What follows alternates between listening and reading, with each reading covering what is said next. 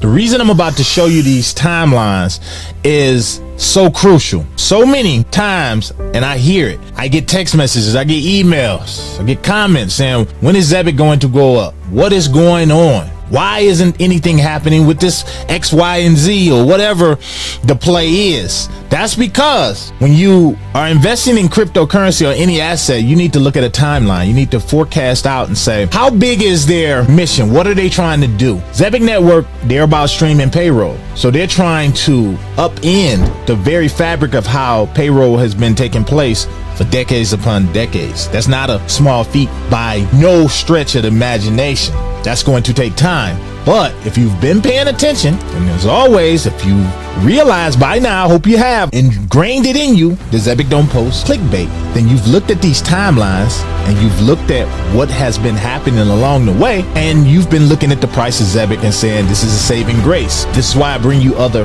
projects. This is why I bring you other things, because every project is not on the same timeline. Every project don't have the same tokenomics, the same circulating supply, or just the entire supply.